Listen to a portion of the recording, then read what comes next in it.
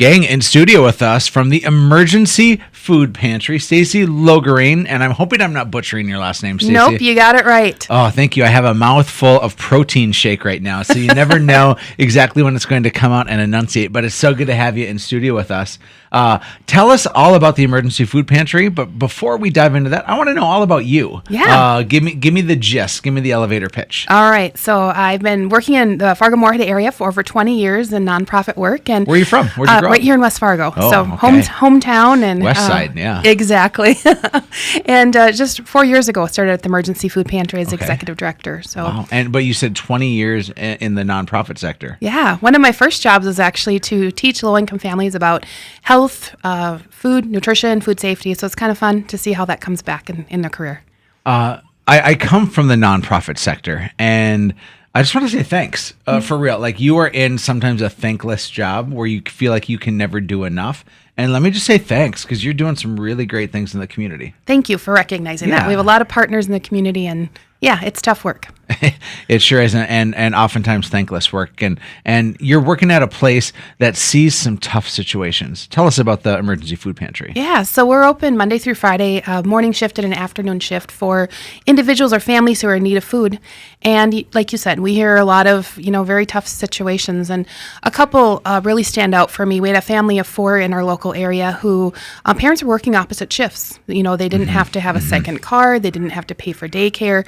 And the thing that pushed them over the top to really come out and request food from us for the first time was a car battery. Oh. And you think about $100 or so to get a new car battery, really put them in a very difficult place. So, Mom, when she came in, was just devastated and felt horrible about herself to have to reach out and get support. And so I think what we strive to do is really be respectful and compassionate during those really tough times. I'd imagine there's some shame walking in, and there are two types of. Well, there's a lot of types of people, but I think having worked in the nonprofit sector and worked with the homeless population, I found that people were either massively empathetic or massively they have built some walls and are just assumed like, oh, they're going to abuse this system, right? How do you differentiate between who's going to abuse the system and who really needs the help? I think so much of we don't understand who's specifically in need. Over 50% of the people coming in are currently working, and over close to 80%. Say that again, because that is such an important stat, Stacie. Yeah, over 50% of the people who are coming in are currently working, and within the past year, 79% of them have worked. And so I think there's a belief and understanding of like, maybe it's somebody who's just kind of getting by and not taking care of themselves. But the thing is, they're working hard. Maybe it's 2, 3, or more jobs within a household, and it's just not enough to pay for the basics, including food. I always thought of it this way when somebody would say, well, that person's abusing the system. And I would first revert back to my faith. And I would just say, listen, it's my charge to not be the judge and to instead give and to give generously. But there's this point in time, and I don't know if you've thought of it in this capacity, but when somebody goes from being victimized for a lot of their life, maybe they grew up with abusive parents, or they were dealing with some super tough stuff. Maybe they have a learning disability. Maybe they have a physical disability. Maybe they're a veteran. I mean, if you saw the number of veterans that were on the street and dealing with food and poverty issues, it's staggering, isn't it, Stacie? Yep. And so all those points, at what point does that person switch from being a victim to a victimizer, right? And when we say that, I'm left in my tracks, and it's like, wait a second. Like, I think that it's both and, right? It's you move into this place where maybe they haven't got the help, but they probably don't have the same resources that you and I have had with the grand fortune in our lives. You're right, and I would agree with that. I think that a lot of times I'm seeing families or individuals who are really isolated, that, I actually used the food pantry when I needed it. And at that time, I was able to ask for friends. I was able to ask, eat at a relative's house. I had a lot of different resources that I had, and yet I still felt I could not get enough food on the table. And I think that's what keeps me passionate about the work that we offer, is that you don't know what's going on in people's lives. And I feel that sometimes when a person is in some way stuck in survival mode, they do need more than just food. And so we really try to also see, are there aspects of their life that we can help get them connected to other resources, just to be able to help people stretch and get out of poverty. What I've loved about the community that we've created and the care that we're giving is that the emergency food pantry doesn't stand alone. You're in fact in a coalition. You are in a network of other infrastructures where everybody has a different strategy that encompasses the whole. Talk to me about that. Yeah, I'm glad that you asked. So a little over a year ago, the Hunger Coalition really got some traction. It had been in existence years ago, went on a hiatus, and we really started to look at what are we doing besides food. And so now we have over 35 partners. We held a Health and Hunger Summit last year. October 30th, we're holding our second one. And just really recognizing that there's more that we can do than just offering food. So it's partners in the health community, the education community, and maybe some places that you wouldn't even think that are maybe worried and interested in hunger, because we're really coupling it with how are we getting healthy foods out to people as well. So yeah, some really exciting things happening. So sometimes we're confused with the Great Plains Food Bank. They can be thought of more of a warehouse.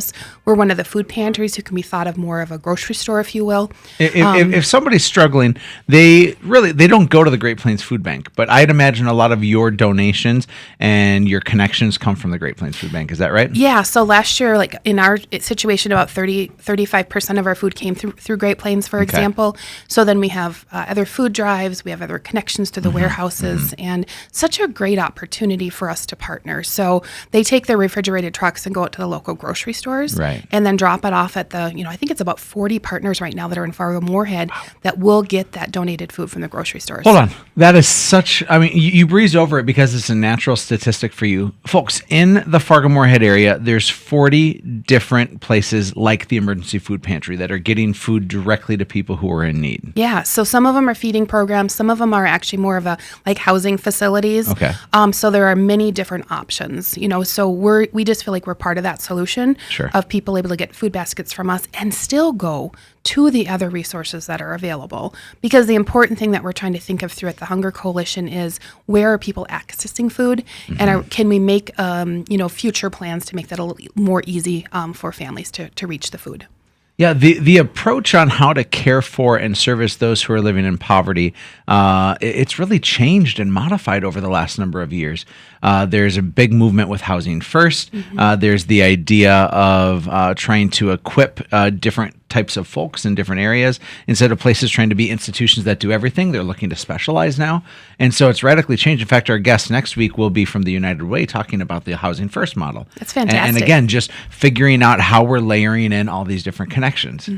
So if somebody out there is listening and they're saying, I hear food drives and I make a donation at the grocery store every once in a while. Like, what else could I do? How would you respond to that? Yeah, I think for us and most nonprofits, it's, if you have the availability to volunteer, we're there during the workday. So it's Monday through Friday, pretty much 8 to 4. We will have occasional opportunities that open up for nights, and that wouldn't be working with clients, but it's that behind the scenes. So, we usually do about one group a month. That might be an option. Donating dollars. So here at the Emergency Food Pantry, we're able to provide 4 meals for every dollar given. Wow. And so much of that is because we have such amount of food that's donated directly to us. We're committed to having a wide variety of food. So for example, if we don't have peanut butter, eggs, milk, meat, we'll go out and buy those. Yeah. Not every food pantry has that same ability, and or just donating food directly. Yeah. There are certain foods we know we don't get enough of, and so we do kind of push those during the food drives. And what are those foods? If somebody's going and they said, I want to go to Costco and I want to purchase in bulk and just make a great donation. Two kind of those alternate for protein, which would be the peanut butter, canned meat. We've also seen a dip in the canned fruit that's been donated. So we do like to have about a half of our food is that canned boxed items. The other half is the fresh milk, eggs, frozen meat, and fruits and vegetables. But really it kind of helps to get those staples that we can store really easily and able to get the clients the choice of food that they like. Stacie, I love what you're doing. Thank you for serving this community. You don't get to hear it enough, but you are making a profound difference. Awesome. Thank you very much for supporting our mission today. You bet. Folks, check out the Emergency Food Pantry. You can probably find them online or just stop by, and they would love to have you get connected. In the meantime, we're going to go to break. This is Real Estate Radio with Erik Hatch.